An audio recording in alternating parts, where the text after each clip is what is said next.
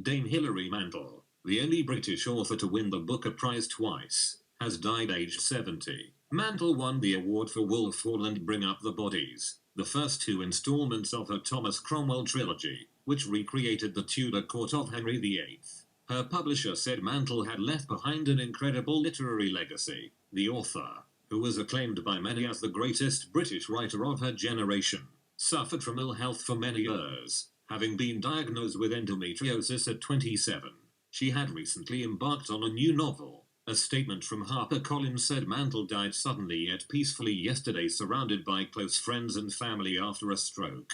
Bill Hamilton, Mantel's agent, who had known the author since receiving a manuscript in 1984, said her wit, stylistic daring, creative ambition and phenomenal historical insight mark her out as one of the greatest novelists of our time.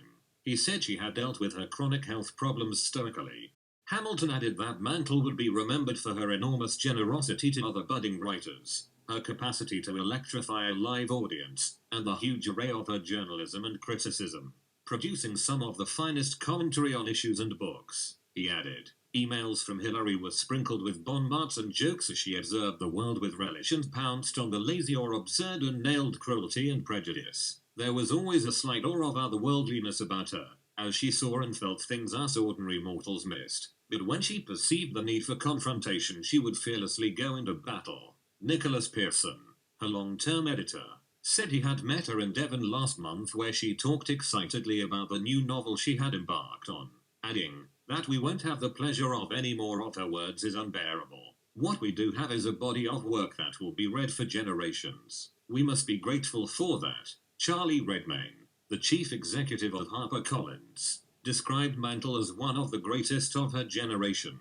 and said, "Who else could have brought Thomas Cromwell, Henry VIII and the huge cast of the Wolf Hall trilogy to life with such insight, frailty and humanity but her? We will all miss Hilary's company, her wisdom, her humor, and treasure her incredible literary legacy. She will be read as long as people are still reading."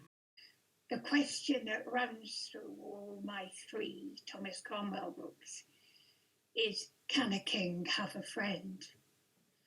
And I thought a great deal about the prestige and, if you like, its downside, the singular nature of that position, and also monarchy as a spiritual office, which was very much to the fore in Tudor times, which is something the late Queen believed in, and something that I think our new king believes in.